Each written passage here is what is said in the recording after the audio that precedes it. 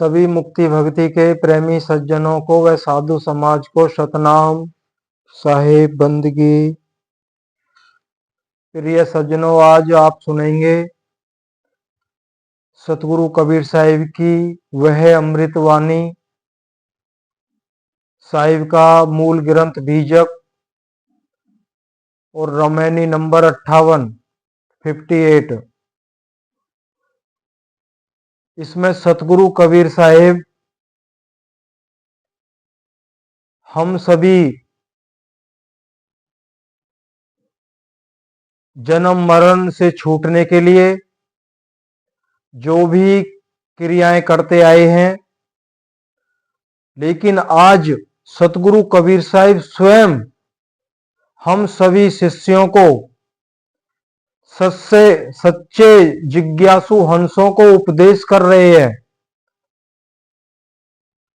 बता रहे हैं कि मेरी असल सेवा क्या है। अभी सेवा को भी नहीं समझे हैं हम, तो साहिब दावा कर रहे हैं अगर आप मेरी सेवा को समझ के अगर करते हो तो निश्चय ही जन्म मरण के महादुख से मैं छुड़ा दूंगा। ये दावा कर रहे हैं सतगुरु कबीर साहिब। कह रहे मैं उस राज्य का राज आपको सौंप दूंगा जिसमें महा आनंद ही आनंद है, लेकिन मेरे बताए गए सेवा भाव को समझिए। सेवा असल में है क्या? लेकिन हम क्या करते हैं, हम तो ज्यादातर तो धन से सेवा करते हैं और तन से सेवा करते हैं। अगर सच पूछा जाए तो मन की कोई सेवा नहीं है। तो बहुत अच्छा खुलासा किया है।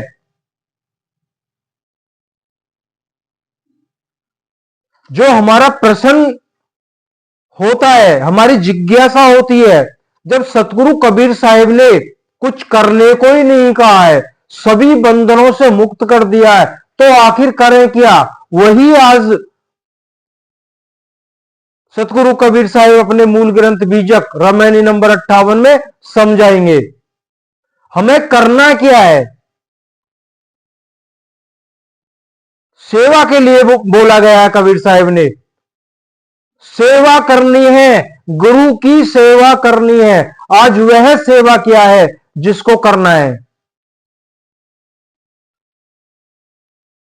अगर उस सेवा को कर रहे होते तो ये बात ही नहीं की जाती कि हम सतगुरु की सेवा नहीं कर पा रहे हैं। वाकई नहीं कर पा रहे हैं। सेवा का मतलब ही हमें नहीं पता। आइए शब्द लेते हैं। 5 कड़ी का शब्द है और 2 लाइन की जो साखी है साहिब की, ध्यान से सुनना है। पहले तुम सुनते ही नहीं है। ये रमैनी डाली जा चुकी है, ये दोबारा से ली जा रही है, लेकिन हमारी जो जिज्ञासा क्या होती है, बस जल्द से जल्द उस तत्व का पता चल जाए। पता कई बार उस तत्व को खोल भी दिया है, लेकिन उसको प्राप्त कैसे करोगे? ये रमैनी नंबर 58 डाली गई है इसी चैनल पे। रमैनी नंबर पूरी 84 रमैनी डाली जा चुकी है, लेकिन हमारे सामने तो जो सत्संग आया बस उसी को 5-10 मिनट देखा, बस काम हो जाएगा। आज दोबारा से वो रमैनी फिर डाली जा रही है। आप चैनल को खोलें और पीछे जाएं, रमैनी नंबर 58 निध्यासन लिखा होगा। निध्यासन करना है। साहिब ने बताया निध्यासन करना है, निध्यासन में बैठना है। सहज समाधि। आइए सुनते हैं, दोबारा से फिर सुनते हैं।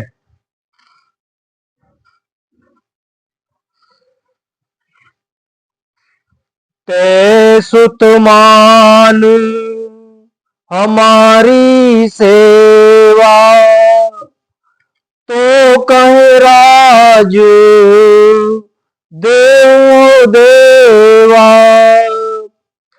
अब एक विशेष थोड़ा सा ध्यान रखना है, ये सुनना कैसे है, ये सत्संग कबीर साहिब की अमृतवाणी को किस भाव से सुनना है, ये बताना था हमें शुरू में। देखिए, जब भी कोई बात कही जाती है, हम केवल उस उन शब्दों को ही पकड़ते हैं केवल, लेकिन जिसके द्वारा जो शब्द बोले गए हैं, उन शब्दों के बोलने के पीछे उसका भाव क्या है। तो यहां पर सतगुरु कबीर साहिब शिष्यों को आदेश कर रहे हैं, और किस भाव से कर रहे हैं, भाव को पकड़ना है। सुन तो हम सब लेंगे अपने कानों से, लेकिन भाव ही समझ में नहीं आया तो अंतःकरण में वचन रुकने वाले नहीं है, सुनेंगे निकल जाएंगे। तो भाव को जानना बहुत जरूरी होता है, क्या भाव लेकर ये वचन कहे गए। तो सतगुरु कबीर साहिब शब्द में समझा रहे हैं शिष्यों को, आपको करना क्या है। ते सुत मान हमारी सेवा, तो कह राज देव हो देवा। अगम दुर्गम गढ़ देव छुड़ाई, और बात सुनाऊं कछुआई। उत्पत्ति पर ले देव दिखाई, करहूं राज सुख बिल सो जाई। एको बार न होई है बाको, बहुरी जन्म होई है ताको। जाए पाप सुख होई है घना, निश्चय वचन कबीर के मना। साखी है, साधु संत तोई जना, जिन मानल वचन हमार। आदि आत उत्पत्ति पर ले देखूं दृष्टि पसार। ते सुत मान हमारी सेवा, तो कहीं राज देव देवा। तो यहां पे सुत साहिब ने शिष्यों को पुत्र कह के संबोधित किया है। कह रहे ते सुत मान हमारी सेवा, हे पुत्र हमारी सेवा को मानो। आइए सुनते हैं शिष्य के प्रति सतगुरु कबीर साहिब का उपदेश। ये रामायणी का शीर्षक है। सतगुरु कहते हैं, हे शिष्य तुम हमारी आज्ञा का पालन रूप सेवा को स्वीकार कर, दिव्य गुण युक्त जीव मैं तुमको सतलोक परमात्म देश का सत सुख तथा राज्य दूंगा। कह रहे हे शिष्य तुम हमारी आज्ञा का पालन रूप सेवा को स्वीकार करो, दिव्य गुण युक्त जीव मैं तुमको सतलोक परमात्म देश का सत सुख राज्य आपको सौंप दूंगा। कब? हमारी जो आदेश रूप उपदेश रूप सेवा का पालन करना है,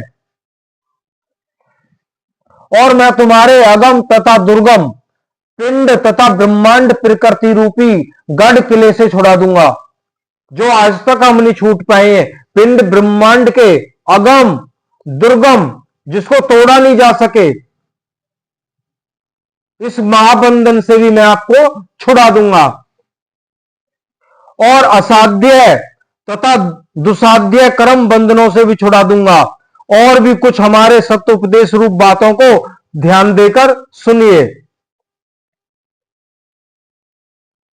यहां पे दुखों का भी वर्णन कर दिया है सतगुरु कबीर साहब ने, हालांकि ये आपको बताया नहीं गया है आज तक,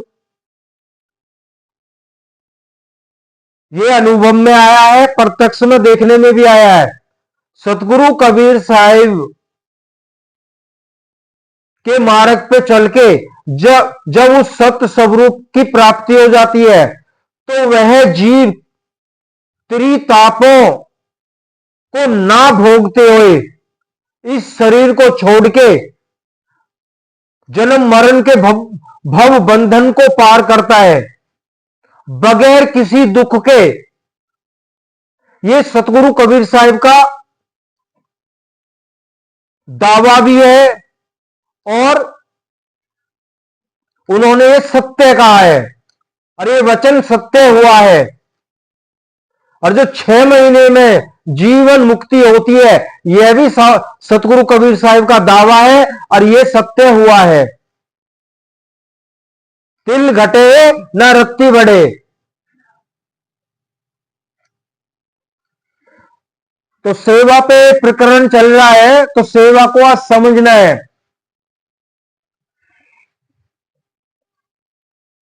अब यहां पे सतगुरु कबीर साहब बड़े प्रेम से कह रहे, और भी कुछ हमारे सत्य उपदेश रूप बातों को ध्यान देकर सुनिए। और भी मैं तुमको इस पंच भौतिक प्रकृति मंडल की उत्पत्ति और प्रलय भी दिखा दूंगा। इस सृष्टि रचना कैसे हुई है, किस प्रकार इस महाप्रलय में बदलती है, ये सब कुछ दिखा दूंगा। अतः तुम सत्यलोक परमात्म देश के सत्य सुख को, उस राज्य को जाकर करो, उस परमात्म स्वरूप में स्थिति होकर परमानंद सत सुख से विलास करो, अर्थात परमानंद सत सुख को भोगो। तुम्हारा एक भी बाल बांका नहीं होगा, अर्थात मुक्त होने पर पुनः तुम्हारा जन्म मरण नहीं होगा। अगर सतगुरु कबीर साहब कह रहे हैं, अगर मेरे उपदेश रूपी का उपदेश रूप जो सेवा है, अगर उसका भली भांति आपने पालन कर लिया, आपका कोई भी बाल बांका नहीं कर सकता है। आगे, तुम्हारे सर्व पाप कर्म नष्ट हो जाएंगे, और तुमको सत्य आनंद प्राप्त होगा। अतः तुम हमारे वचनों को निश्चय से सत्य मानो। पूरा स्पष्ट कर दिया है, जो हमने कहा है उसे निश्चय से विश्वास करके सत्य मानो। पहला काम तो यह है। सच्चे जिज्ञासु भक्त वे ही संत साधु कहे जाते हैं, जो हमारे सत्य उपदेश रूप वचनों को श्रद्धा पूर्वक स्वीकार करते हैं और मानते हैं। हम तभी उस दायरे में आते हैं कि हम सतगुरु कबीर साहब के सच्चे भक्त हैं, हम सच्चे संत हैं, हम सच्चे जिज्ञासु हैं। कब? जब हम सतगुरु कबीर साहब के वचनों को मानते हैं श्रद्धा से। अतः मेरे उपदेश को मानकर ज्ञान दृष्टि खुल जाने पर संसार के आदि अंत अर्थात उत्पत्ति और प्रलय को अपनी ज्ञान दृष्टि को फैलाकर देखते हैं। बिल्कुल ऐसे ही होता है।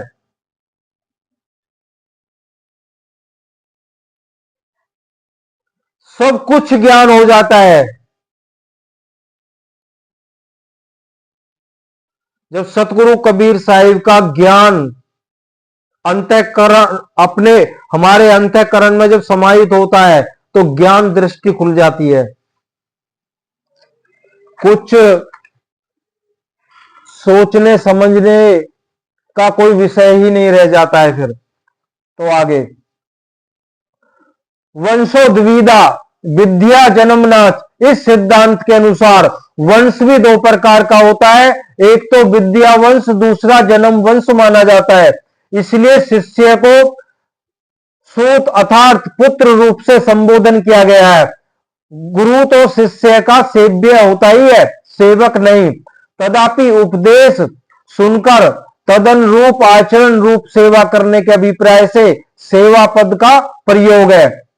भाव यह है कि मेरा उपदेश ग्रहण धारण रूप सेवा करो। अब यहां पे सतगुरु कबीर साहिब ने सेवा का स्पष्टीकरण कर रहे हैं कि मेरा उपदेश अनुसार आचरण स्मरण करके सुन के ग्रहण धारण रूप सेवा करो, यह अर्थ संगत प्रतीत है। अर्थात गुरु के सेवा से विद्या प्राप्त होती है। वह विद्या भी दो प्रकार की होती है, एक तो प्राकृतिक साधारण विद्या कही जाती है जिसके द्वारा संसारिक सभी पदार्थों का ज्ञान प्राप्त होता है। दूसरी आत्म ज्ञान आध्यात्मिक विद्या होती है जिससे आत्मा तथा परमात्मा और बंध मोक्ष आदि का ज्ञान प्राप्त होता है।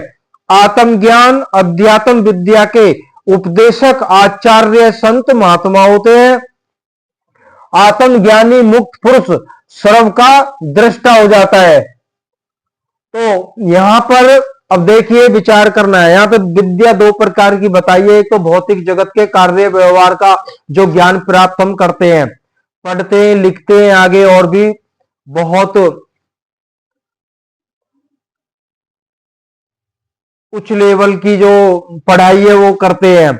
अब क्या वो पढ़ाई गुरु की सेवा करने से होती है? बिल्कुल होती है। वो पढ़ाई पूर्ण कब होती है? जब हम गुरु की सेवा करते हैं। अब यहीं पे विचार करना है। दूसरी बताइए आध्यात्मिक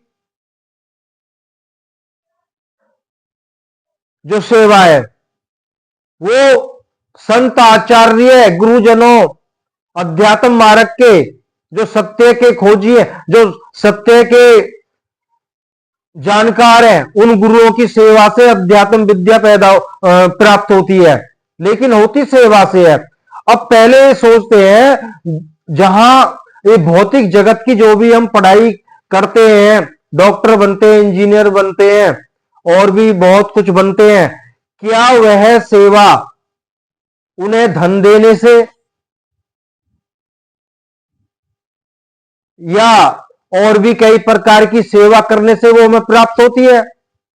वो प्राप्त तो हमें तब होती है जो हमें उन्होंने सिखाया है, उसको पूरी निष्ठा से धारण करें, उसको ग्रहण करें और उस मार्ग पे चले, तभी तो हम आगे जाके डॉक्टर इंजीनियर बनते हैं। अब ऐसे तो होता नहीं है कि स्कूल या कॉलेज में गए या मदरसे में गए, कहीं भी गए शिक्षा ग्रहण करने के लिए, आश्रमों में गए कि वहां पे तन से सेवा की, झाड़ू पोछा किया और भी बहुत सेवा की, और वहां पे दान पात्र रखे हैं, गुरुजनों ने रखा हुआ है, तो वहां रुपया पैसा भी दिया है अपने घर को आगे, क्या विद्या प्राप्त हो जाएगी? क्या हम डॉक्टर इंजीनियर बन जाएंगे?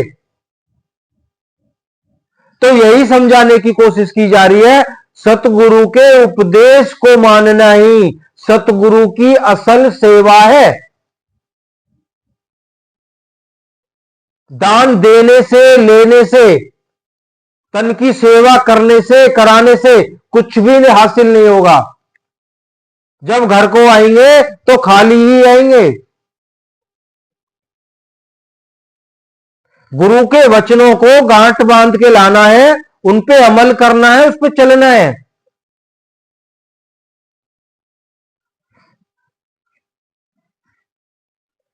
कह रहे हैं इस तरह का शिष्य आत्मज्ञानी मुक्त पुरुष सर्वदृष्टा हो जाता है।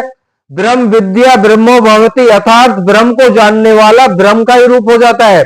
इसलिए वह उत्पत्ति प्रलय की स्थिति का प्रत्यक्ष दृष्टा हो जाता है। अर्थात संसार की उत्पत्ति एवं प्रलय कैसे होती है और संसारी जीवों के किन किन कर्मों से जन्म और मरण होता है और किस प्रकार आत्मा और परमात्मा का ज्ञान होने से मोक्ष होता है, इन सब का दृष्टा और साक्षी हो जाता है। कौन?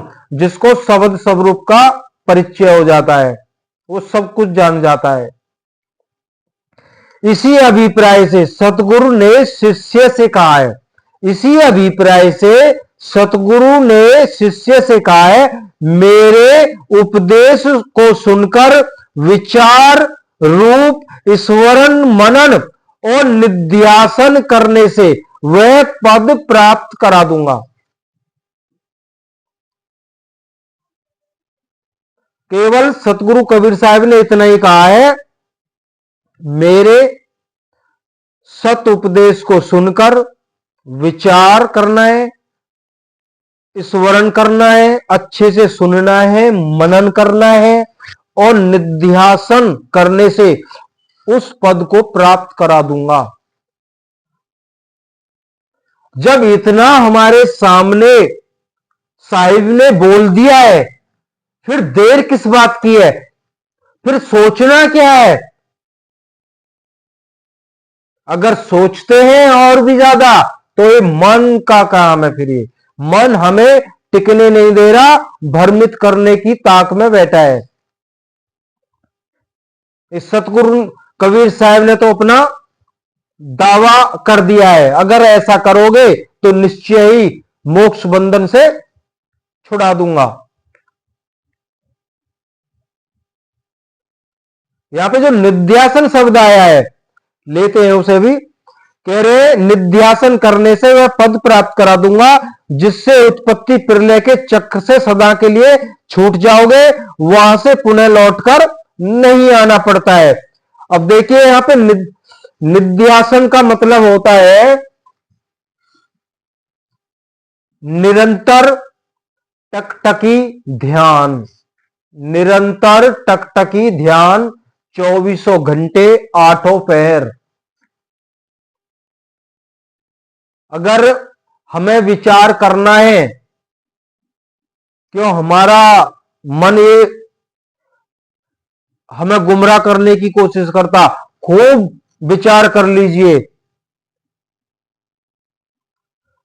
वह क्या है, कौन सा शब्द है, कौन सा मंत्र है, वह कौन सा नाम है जिसका 24 घंटे 8 पहर निरंतर जाप किया जा सकता है या भजन ध्यान सिमरन किया जा सकता है।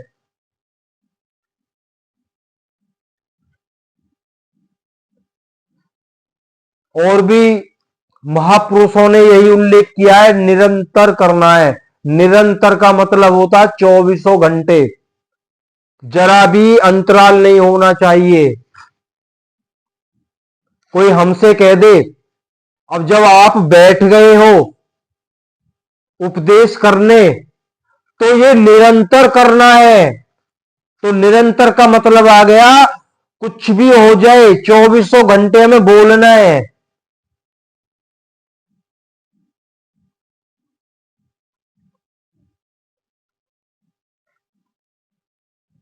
अब यहां पे ध्यान क्या करना है? साहिब ने कहा निरंतर ध्यान करना है। निध्यासन का मतलब ये होता है जिसे सहज समाधि भी कहा गया है।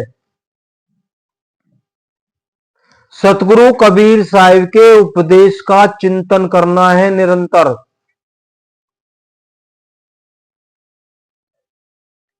और जो सतमार्ग दिया है, अपनी रहनी गहनी में सत्यता को स्थायी करना है। सत्यता के साथ में सतगुरु कबीर साहिब के उपदेश का पालन करना है। यही सतगुरु कबीर साहिब की सेवा है। जैसे जैसे हमारा चिंतन बढ़ता जाएगा, वो हमारी स्वेच्छा है। हम चौकड़ी मार के आराम से बैठ सकते हैं, कुर्सी पे बैठ सकते हैं, वो हमारी स्वेच्छा है, जैसा हमें अच्छा लगे। हमें वह जो पहला जो भेद है सतगुरु कबीर साहब का, जो छुड़ाने का काम करेगा वही प्रकृति से छुड़ाएगा, उसको सुनने की कोशिश करनी है बगैर आंख कान बंद किए।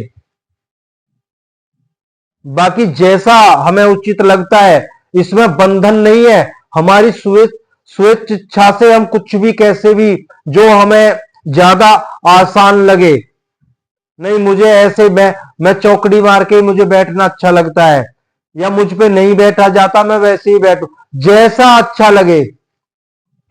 अब हमारे भौतिक जगत के सभी कर्मों में साहिब का चिंतन चिंतन का होना ही निध्यासन कहा जाता है।